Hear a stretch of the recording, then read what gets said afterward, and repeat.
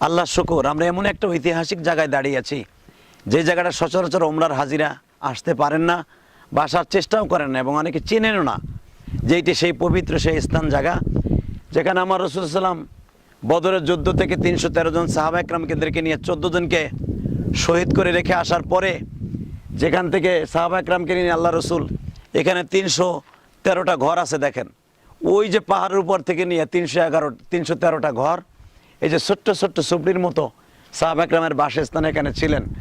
আমার রাসূল সাল্লামকে বসিয়েছিলেন ওই যে উপরে, এবং রসুল যেখানে বসে বসে সাহাবেদেরকে ইমামতি করেছিলেন সেই মসজিদটাই যে, এবং 313টা ঘর আছে এখানে দেখেন আপনারা, 313টা সাহাবা একরামের ঘর, যেখান থেকে বদর থেকে আসার পরে সাহাবা একরাম সাল্লাল্লাহু আলাইহি ওয়াসাল্লাম, নবী করিম সাল্লাল্লাহু আলাইহি ওয়াসাল্লাম, সাহাবা আজমাইন রাদিয়াল্লাহু তাআলা আনহুম আজমাইন যাহারা এখানে বসবাস করেছিলেন এবং এখানে কয়েকদিন অবস্থান করে সাহাবা একরাম তারপরে বদর গিয়ে মদিনায় গিয়েছিলেন। সেই ঐতিহাসিক জায়গাটা আপনাদেরকে দেখাইলাম বরকতান। সুবহানাল্লাহ সুবহানাল্লাহ সুবহানাল্লাহি ওয়া বিহামদিহি সুবহানাল্লাহিল আযীম। আপনারা দেখেন সেই 1445 বছর আগে সেই ঘর সেভাবেই পড়ে আছে। সেই 1445 বছর আগে সেই চৌকাঠ। আল্লাহু আকবার আল্লাহু আকবার। আপনাদেরকে একটু দেখাই কাছে বসে, আপনারা একটু দেখুন সেই কাঠ। আল্লাহু আকবার আল্লাহু আকবার। এই যে সেই কাঠ এখনো পর্যন্ত অক্ষত অবস্থায় পড়ে আছে। আল্লাহু আকবার। আমি একটু ভিতরে ঢুকে আপনাদেরকে দেখাই। আমার মন বলে আমার রাসূল সাল্লাল্লাহু আলাইহি সাল্লামের সাহাবা একরাম, ওই যে সেই পুরানা শত শত বছর আগের কাঠ, সাহাবা একরামের সেই 313টা ঘর, যেখান থেকে বদর থেকে আসার পরে আমার রাসূল সাল্লামকে নিয়ে তারা কয়েকদিন এখানে অবস্থান করছিলেন এবং অনেক সাহাবী এখানে ঘর বানিয়ে যুগকে যুগ এখানে থেকে গেছেন। তো আলহামদুলিল্লাহ আমরা এখানে আসছি, আল্লাহর শুকর, আপনাদের কাছে দোয়া চাই। বরকতান আমার রাসূলের সেই সাহাবীদের কদম যেখানে লেগেছে, আমার প্রিয় হাবিব মুহাম্মদ রাসূলুল্লাহ সাল্লাল্লাহু আলাইহি ওয়াসাল্লামের কদম যেখানে লেগেছে, আপনাদের সেই জায়গার স্থানটা দেখাইলাম একটু ঘুরাইয়া। 313টা ঘর আপনাদের স্থানগুলোও দেখাইলাম। আপনার জীবনে একবার আসুন, ক্যামেরা একটু ঘুরে ঘুরে দেখাও। ওই যে পাহাড়ের উপরে, এখান থেকে 300-350 ফিট উপরে, ওই যে দেখুন আপনারা একটু উপরের দিকে তাকান, ক্যামেরার দিকে ঘুরে একটু দেখা, ওই যে কত উপরে, ওই যে উপরে 313টা ঘর, যেখানে সাহাবা একরাম এখানে বসবাস করেছিলেন। বরকতান আপনারা দেখুন। আল্লাহু আকবার আল্লাহু আকবার। জীবনে একবার আসেন, এই কাঠগুলো দেখায় দাও, যে শত শত বছর আগের কাঠ সে অবস্থা এখনো পড়ে আছে। আল্লাহ আমাদের সবাইকে কবুল করেন, আল্লাহ আমাদের সকলকে জানে মালে বরকত দান করেন।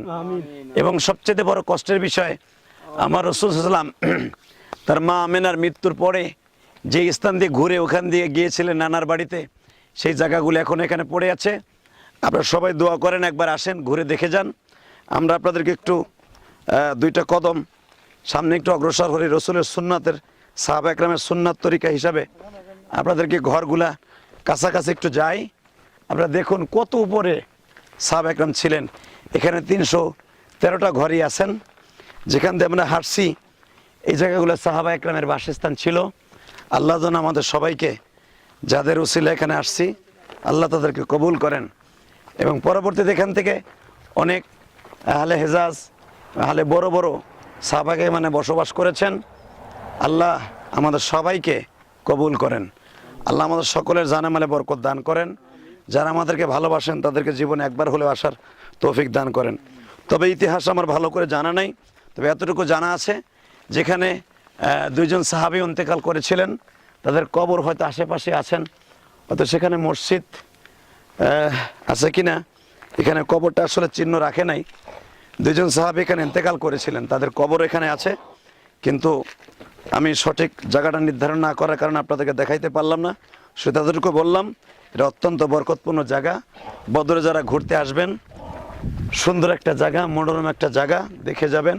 আর আমার রাসূলের স্মৃতিপূর্ণ সেই সাহাবীদের কদমওয়ালা জায়গাগুলি দেখে যাবেন। আল্লাহ আমাদের সবাইকে তৌফিক দান করেন। ওমা তাওফীক ইল্লা বিল্লাহ। এবং সবচাইতে বড় আশ্চর্যের বিষয়, এই কুয়াটা একটু দেখাও, এই কুয়াটা একটু দেখাও। সাহাবা একরাম যেখানে গোসল করতেন, যেখানে সাহাবীরা পানি জমা করে রেখে এখানে আল্লাহর কুদরতে পানি উঠতেন, এই কুয়ার থেকে সাহাবা একরাম পানি পান করতেন এবং গোসল করতেন। সেই কুয়াটা ভালো করে দেখাও। এখানে ঘাট বান্ধানো আছে দেখেন, নামার জন্য সাহাবা একরাম যেখানে গোসল করতেন, ওযু করতেন, এখানে রাসূল সাল্লাল্লাহু আলাইহি ওয়াসাল্লাম নামাজ পড়তেন। সেই জায়গাগুলো আপনাদেরকে দেখাই দিলাম। আপনারা আসুন, জীবনে একবার এসে দেখে যান। আল্লাহ আমাদের সবাইকে কবুল করেন। আমিন।